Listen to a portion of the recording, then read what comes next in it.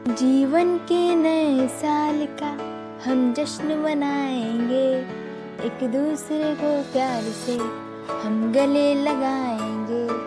ना होगी कोई शिकायत, ना होगा कोई गिला, जीवन में प्रभु आपसे हमें सब कुछ है मिला। एक पल को ही सही मगर हम जश्न मनाएंगे, नफरत और बैर को सब भूल जाएंगे। अरे भाग्यवान, आज कुछ खास है क्या जो इस कदर गुनगुनाए जा रही हो? इतने भी नादान न बनो प्राणनाथ कि आज क्या खास है आपको पता ना हो। अरे बावरी, सच बोल रहा हूँ, मुझे नहीं समझ आ रहा कि आज कौन सा खास त्योहार है। इतने भोले हैं प्राणनाथ मेरे, मुझे तो आज ही पता चला। अरे सारी दुनिया नए साल के जश्न मनाने की तैयारी कर रही है और ये है कि पूछ रहे हैं कि आज क्या खास है। मुझे तो लगता है आपने नए साल का जश्न एडवांस में मना लिए, तभी तो इस कदर बहकी बहकी बातें कर रहे हैं। ओह, तो तुम नए साल की जश्न की तैयारी कर रही हो? जी हाँ, अभी कैसे दिमाग चला? अब तक ऐसे बातें कर रहे थे जैसे मैं कोई मूर्ख हूँ। कौन सा त्योहार है, किसकी तैयारी है? अरे नाराज मत हो मेरी प्राण प्यारी, तू ही तो है मेरी दुनिया सारी। अब ढेर का नाटक ड्रामा मत करो कि मेरी प्राण प्यारी, आज तो मैं वैसे ही किसी से भी नाराज नहीं होंगी। अच्छा, आज ऐसा क्या है जो तू नाराज नहीं होगी? सारी राम कहानी होने के बाद पूछ रहे हैं कि रावण कौन था। अरे जनाब, आज नया साल है इसलिए नाराज नहीं होंगी। अच्छा, यह बता, नए साल के क्षण और रोज के क्षण में क्या फर्क है? अजी आप भी कमाल करते हो। नया साल तो नया साल होता है। साल के पहले दिन सभी लोग नाचते गाते हैं, खुशियाँ मनाते हैं, जमकर मौज मस्ती करते हैं। वह तो मैं जानता ही हूँ, लोग नाचते गाते हैं, खुशियाँ मनाते हैं, लेकिन ये नया साल भी तो साल भर में कई बार आता है। अजी बुद्धू समझ रहे हो क्या हमें? नया साल तो साल में एक ही बार आता है। अरे मैं भला तुम्हें बुद्धू क्यों समझूंगा? मैं तो तुम्हारी इस बात पे सहमत हूँ कि नए साल तो साल में एक ही बार आता है, लेकिन क्या? यही कि नया साल भी अलग अलग धर्मों को मानने वालों का अलग अलग होता है। जैसे कुछ हिंदू भाई अपना नया साल दीपावली के दिन मनाते हैं, तो कुछ चैत्र के नवरात्रि के शुभ आरंभ से, जबकि मुस्लिम भाई का नया साल अलग होता है, पारसी भाइयों का अलग। इतना ही सरकारी नया कामकाज का तो साल 1 अप्रैल से शुरू होता है। अजी ऐसे देखेंगे तो जीवन का हर क्षण नया क्षण है। बिल्कुल सही कह रही हो, हर क्षण नया क्षण है। तो तुम यह कहना चाहते हो कि समय समय में फर्क नहीं है? हाँ, यही कह रहा हूँ कि समय के किसी क्षण में कोई फर्क नहीं है। बस जीवन का जो क्षण बीत गया उसे भूतकाल का नाम दे दिया, जो क्षण अभी आगे आने वाला है उसे भविष्यकाल कह दिया, और जो क्षण अभी हमारा चल रहा है वह वर्तमान का क्षण है। फर्क हो गया ना क्षणों में भी? कैसे फर्क हुआ, बताओगी? अरे यही कि जो क्षण बीत गए यानी भूतकाल के क्षण, उन क्षणों का उपयोग तो हम कर ही नहीं सकते। जो क्षण अभी आए ही नहीं है, उन क्षणों का हम उपयोग कर पाएंगे यह भी नहीं कह सकते। तो हो गया ना क्षणों में फर्क। अरे आज तो तूने ज्ञानियों की जैसे बातें कर दी। नहीं नहीं, मुझे तो कुछ नहीं पता है। मैं तो बुद्धू हूँ। सब कुछ तो बस तुम ही जानते हो। सारे ज्ञान का ठेका तो तुमने ही ले रखा है। अरे मैं मजाक नहीं कर रहा हूँ। तूने हंसी हंसी में ही जीवन की सच्चाई कह दी। चलो ज़्यादा तारीफ मत करो। यह बताओ कौन सी जीवन की सच्चाई मैंने कह दी? यही कि जीवन का जो क्षण बीत गया उसका उपयोग हम नहीं कर सकते और आने वाला क्षण है उनका उपयोग कर पाएंगे यह भी पूरी तरह से नहीं कह सकते। तो इसमें कौन सी नई बात है? यह तो सभी जानते हैं। यही तो सच्ची व सोचनीय बात है जब हम जान रहे हैं कि हम सिर्फ हमारे वर्तमान के ही क्षण का इस्तेमाल कर सकते हैं। तो क्या इन बेशकीमती क्षणों को यूं ही मजाक मस्ती में बिता दे? क्यों ना इन क्षणों को सर्वोत्तम कर्म करने में बिताए। देखिए जी, हमें बहकाइए मत। जीवन में मजा मस्ती से बढ़कर कुछ और है क्या? मैं क्यों बहकाऊंगा तुम्हें? लेकिन तुम भी पिछले साल देखी थी ना कि कैसे गुप्ता जी व उनकी पत्नी नए साल पर जश्न मना रहे थे, लेकिन आज वह होने को कौन टाल सकता है जी? मैं भी जानता हूँ कि होनी को टाला जा नहीं सकता, लेकिन अभी तुमने ही कहा ना कि मजाक मस्ती से बढ़कर जीवन में और कुछ भी नहीं है। उस पर समझाना चाह रहा हूँ। अच्छा तो बताओ क्या समझाना चाह रहे हो? ललिता, आज सभी लोग नए साल की बधाई दे रहे हैं, लेकिन जिनके क्षण संसार में समाप्त हो गए हैं उनके लिए आने वाला क्षण किसी काम का नहीं है। वह उसकी बधाइयाँ भी दे नहीं सकते। जो बीत गए हैं वे कैसे बधाई दे पाएंगे? लेकिन क्या आज हम भी जीवन का उपयोग उसी तरह से नहीं कर पाएंगे जिस तरह से गुप्ता जी आज नहीं कर पा रहे हैं? अरे कैसी बहकी बहकी बातें कर रहे हो। अरे आज गुप्ता जी नहीं है तो नहीं कर पाएंगे, लेकिन हम तो अपने जीवन के हर क्षण का उपयोग तो कर ही सकते हैं। तुमने ठीक कहा। आज हम जीवन का उपयोग मजा मस्ती के लिए कर सकते हैं और हम इसका उपयोग मजा मस्ती में कर भी रहे हैं, लेकिन अगर उसके साथ साथ एक उपयोग और कर लेवे तो? अरे इसके अलावा और क्या उपयोग करेंगे? देखो, आज हम जीवित हैं, हमें बनाने वाला भी तो कोई होगा। जी क्यों नहीं होगा। वह संसार का मालिक जिसने संसार बनाया है, हम सबको बनाया है, वह तो है ही है। हम आए दिन उसकी पूजा पाठ भी करते हैं, अपनी ज़रूरत की चीज़ भी मांगते रहते हैं। बस यही तो मैं कह रहा हूँ कि वह जो मालिक है जिससे हम हर चीज मांगते रहते हैं, मजा मस्ती के साथ साथ उसे भी एक आवाज देने का काम करे। आवाज देने का काम?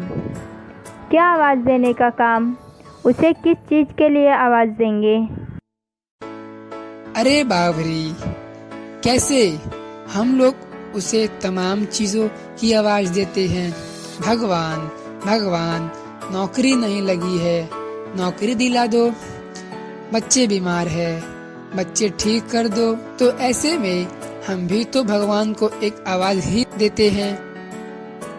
बात तो आप सही कह रहे हो। जैसे हमें प्रॉब्लम महसूस होती है तो हम उसे कहीं से भी आवाज़ दे ही देते हैं। हम समय नहीं देखते हैं, चाहे सुबह का समय हो चाहे शाम का समय हो। हम पूजा पाठ कर रहे हो या नहीं कर रहे हो, हम यह सब कुछ नहीं देखते हैं। जैसे बन पाता है हम आवाज़ दे देते हैं। बिल्कुल सही कह रही है, मैं तेरी बात से सहमत हूँ। हम लोग अपनी ज़रूरत की मांग के समय यह तनिक भी नहीं सोचते कि हम में भक्ति भाव है या नहीं है, हम में ज्ञान है या नहीं है, हम शुद्ध हैं या अशुद्ध। सब बातों के बारे में तनिक भी नहीं सोचते हैं। इतना ही नहीं, सामने से गारंटी भी नहीं होती कि हम जो चीज़ें भगवान से मांग रहे हैं वह मिल ही जाएगी, फिर भी मांग ही लेते हैं।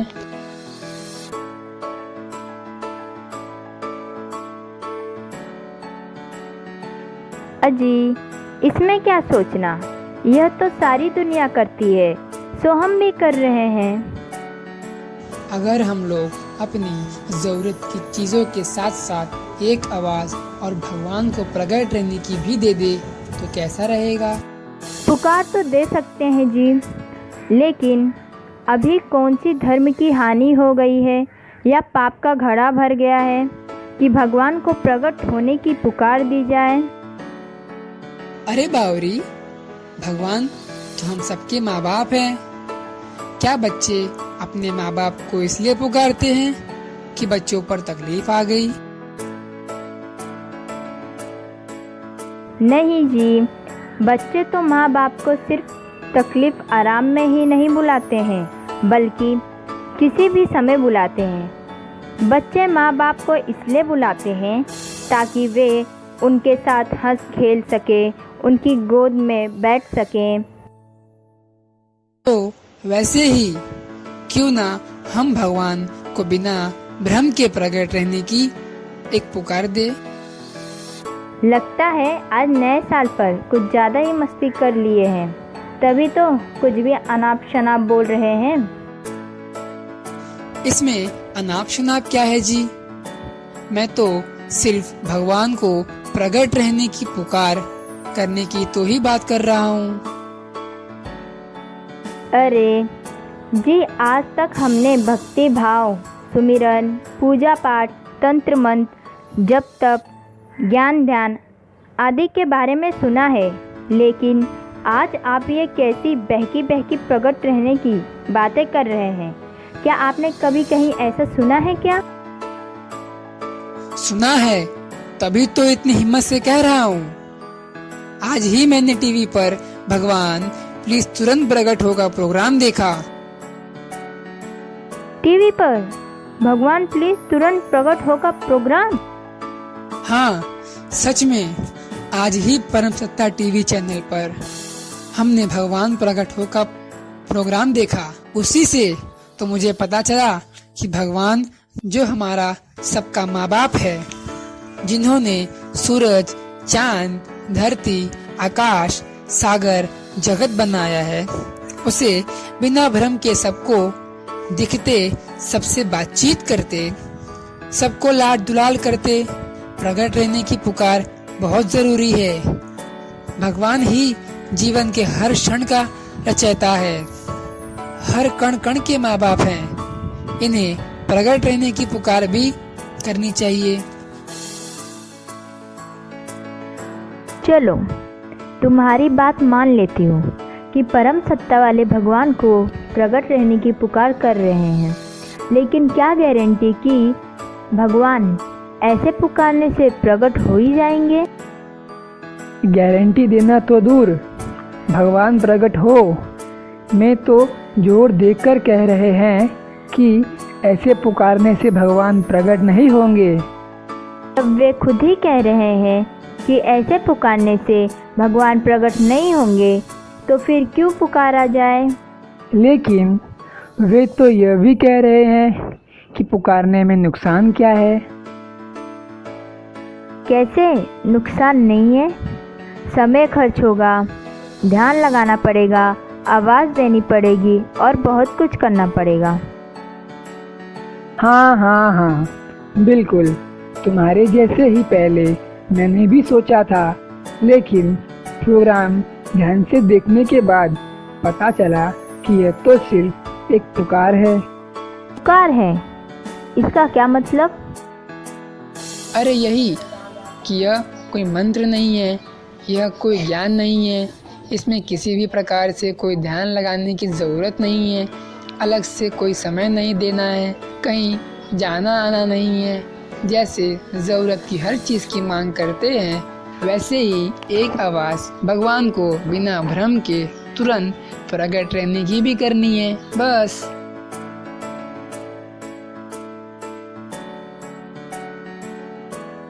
ऐसे पुकारने से क्या फ़ायदा? तुम तो यार हर बात में फ़ायदा फ़ायदा फ़ायदा कर रही हो। यह बताओ, अगर कोई जहाज़ समुद्र में हज़ारों किलोमीटर दूर गहरे समुद्र में डूब रहा हो, तो क्या यात्री बचने का प्रयास नहीं करेंगे? क्या वे चुपचाप डूब जाएंगे? कैसी बातें कर रहे हो? वे भला चुपचाप क्यों डूब जाएंगे? जब तक सांस है तब तक रोएंगे, चिल्लाएंगे, पुकार लगाएंगे। बचे या ना बचे, यह अलग बात है। तो जैसे हजारों किलोमीटर दूर को अच्छे अच्छे तैराक भी पार नहीं कर पाएंगे, तो सामान्य यात्री की क्या बात है, लेकिन प्रयास करना नहीं छोड़ेंगे। वैसे ही भगवान को प्रकट रहने वास्ते पुकारने में भी कुछ नुकसान नहीं है। मैं समझती हूँ कि भगवान को ऐसे पुकार करके प्रकट कर पाना असंभव जैसा प्रयास है। बिल्कुल, यह बात भगवान प्रकट हो वाले भी कह रहे हैं कि यह एक असंभव प्रयास है, लेकिन एक बात और भी कह रहे हैं कि यह परम जरूरी प्रयास है। आप भी ना। अरे, जब असंभव है तो परम जरूरी कैसे? दिन देखते हैं कि हमारे जैसे ही व्यक्ति जो हमारी तरह से ही हंसता खेलता था, काम धंधा करता था, अचानक से संसार से चला जाता है। अपने ही घर में होकर अपनी खुद की उंगली भी नहीं हिला पाता है। हम कुछ नहीं कर पाते सिवाय 2-4 घंटे रोने धोने के। लोग एक दूसरे को समझाते हैं कि भाई अपने अपने काम पर लग जाओ, आया है सो जाएगा। फिर देखते ही देखते कुछ दिन बाद दूसरा चला जाता है। इसी क्रम में एक दिन तो अवश्य ही अवश्य हमारा नंबर आएगा। हम भी इतने लाचार हो जाएंगे कि अपने ही घर में अपनी उंगली नहीं हिला पाएंगे। लेकिन आज तो हम लाचार नहीं हैं, आज तो हम कुछ भी कर सकते हैं। तो क्या करना चाहिए? करना क्या है, अपने सारे काम करते करते भगवान को बिना भ्रम के प्रकट रहने वास्ते एक आवाज़ देनी है। यह तो बताओ, आवाज़ कब देनी है? जब याद आए, जहाँ से याद आए वहीं से आवाज़ देना है। अच्छा, यह बताओ, भगवान को किस नाम से पुकारे? बहुत सही प्रश्न पूछा। भगवान को किस नाम से पुकारे? दुनिया में अलग अलग भाषाएं बोलने वाले हैं, अलग अलग धर्म के मानने वाले हैं। हिंदू भाई उस भगवान को ईश्वर कह देते हैं, तो मुसलमान भाई उसे अल्लाह खुदा कह देते हैं, जबकि ईसाई भाई उसे गॉड कहते हैं और सिख भाई उसे वाहेगुरु कहते हैं। बड़ा कन्फ्यूज़न है। इतने सारे भगवान, किसको बुलाएं, किसको ना बुलाएं, कुछ समझ नहीं आता है। हे भाग्यवान, किस बात का कंफ्यूजन? यही कि भगवान को कौन से नाम से पुकारे। कि नहीं, अस्पताल में जब कोई मरीज़ बहुत सीरियस होता है तब डॉक्टर यह कहते हैं कि मैंने अपना सारा काम कर लिया, अब मेरे बस में नहीं है, ऊपर वाले को पुकारो। तो क्या कोई पूछता है कि कि कौन से नाम से पुकारे? ही पूछते हैं, जैसा बनता है वैसे ही पुकारते हैं। तो जैसे उस समय एक अनपढ़ गवार भी डॉक्टर से ये नहीं पूछता कि डॉक्टर साहब भगवान को किस नाम से पुकारे, कैसे पुकारे, नहीं पूछता है ना।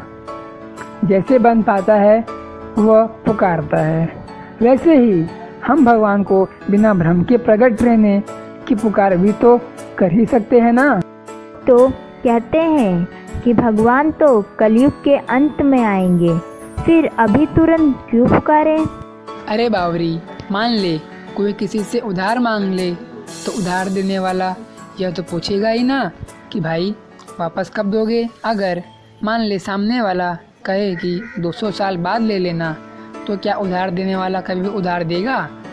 पहले तो उधार देगा ही नहीं, ऊपर से यह और कहेगा कि भाई उल्लू मत बनाओ। यह भी कोई बात हुई? 200 साल की तो बात ही कर रहे हो। कहने का मतलब उस समय हमारा दिमाग तुरंत उसे नकार देगा। तू ही बता, कैसी दुनियादारी की चीज़ों के बारे में कैसे हमारा दिमाग चलता है। जब हम 200 साल वाली बात को हजम नहीं कर पाते, तो वैसे ही हम कलयुग के अंत वाली बात पर क्यों मौन हो जाए?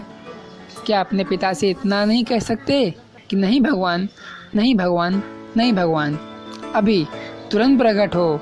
भगवान तू हमारा माँ बाप है, हम कलयुग के अंत का इंतज़ार किस बात के लिए करें? भगवान कलयुग का तो पता नहीं कब बीत जाएगा, लेकिन मैं तो कभी भी बीत जाऊंगा, इसलिए तुरंत प्रकट रहे, अभी प्रकट रहे।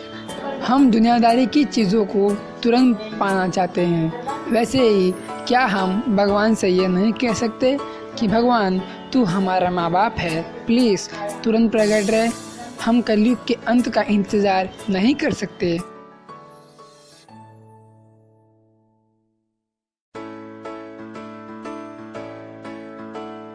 अरे आप तो कह रहे हो कि भगवान कलयुग के अंत में मत आना। ठीक है, चलो मान लिया, लेकिन आप यह जो कह रहे हो कि भगवान तुरंत प्रकट हो, इस पर तो मैं सहमत नहीं हो रही हूँ, क्योंकि मैंने तो कई जगह लोगों को भजन गाते सुना है, जब प्राण तन से निकले तो मेरा सांवरा निकट हो। तो अभी तुरंत क्यों प्रकट हो की पुकार की जाए? लोगों की अपनी अपनी सोच। तो खुद ही सोच, जब हम लोग भगवान से अपनी ज़रूरत की हर चीज़ की मांग तुरंत पूरी करने को कहते हैं, तो क्या भगवान से हंसते खेलते बातचीत करते रहने की पुकार की मांग भी तो तुरंत ना करें? जहाँ तक प्राण तन से निकलने वाली भजन की बात है, उस संदर्भ में तू ही बता, अगर हम किसी को किसी दिन विशेष का निमंत्रण देंगे तो क्या वो पहले आएगा? मान ले किसी ने हमें 22 तारीख को आने को बुलाया, तो क्या हम उसके यहाँ 21 को जाएंगे? अरे नहीं जी, नहीं जाएंगे।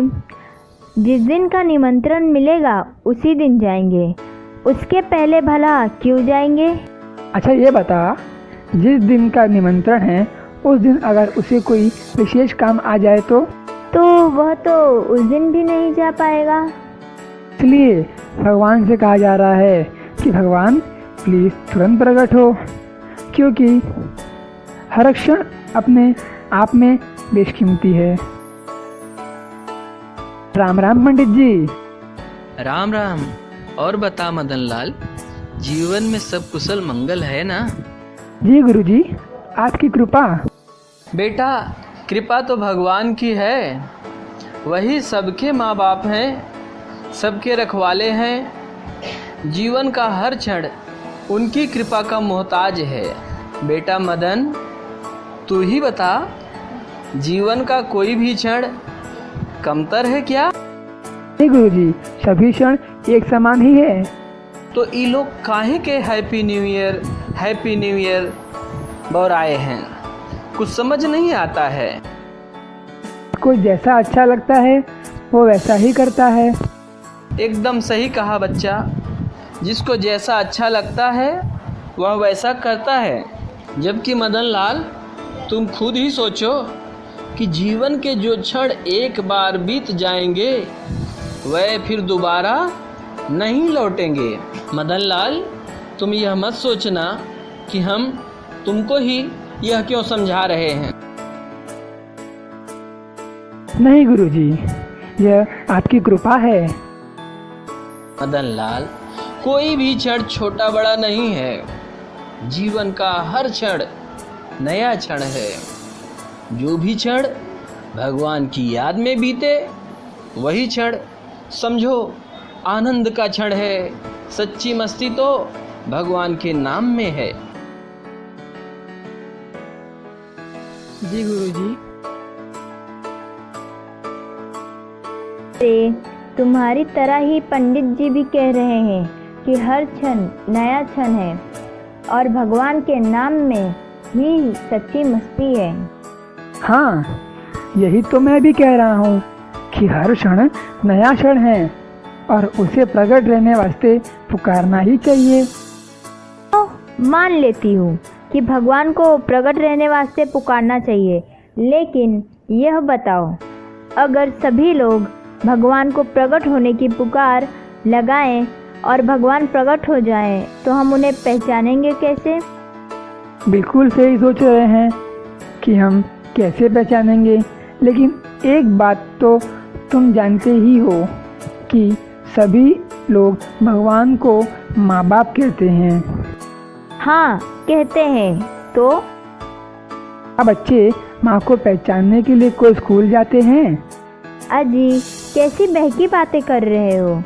बच्चे को उसकी माँ खुद पहचान कराती है।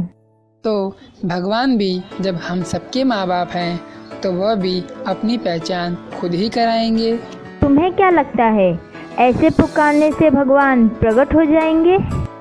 सच बताऊं तो मैं भी यही सोचकर हैरान था, लेकिन भगवान प्रकट हो पुकार कार्यक्रम देखा तब पता चला कि उसका तो नारा ही है, जाएंगे जहाँ से परंतु तुझे पुकार कर ही जाएंगे। कहीं ये लोग भगवान को इसलिए तो नहीं बुला रहे हैं कि पाप बढ़ रहा है?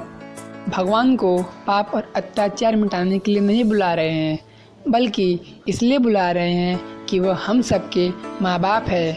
अच्छा, तुम ही बताओ, अगर भगवान ही बिना भ्रम के सबको, हर एक को दिखते, हर एक से बातचीत करते प्रकट हो जाए तो फिर कौन आनंदित होने बाकी रह जाएगा? बात तो सही है। ऐसा हो जाए तो सचमुच जीवन में आनंद आ जाए। तो आओ, इसके लिए हम भी भगवान को प्रकट होने के लिए पुकारें। हम ही क्यों, सभी पुकारें। इसके लिए तो मैं आज से ही अपने सभी सहेलियों से मिलकर उन्हें भी भगवान को प्रकट करने की पुकार के बारे में बताऊंगी, ताकि ज्यादा से ज्यादा लोग भगवान को पुकारें। बहुत सही कहा, मैं भी सबको बताऊंगा। लेकिन आओ, अभी तो हम दोनों ही भगवान को प्रकट रहने की पुकार लगाएं। भगवान प्लीज तुरंत भगवान प्रकट हो। प्लीज तुरंत प्रकट हो। प्लीज भगवान तुरंत प्लीज प्रकट हो। तुरंत प्रकट हो। भगवान भगवान प्लीज तुरंत प्रकट हो।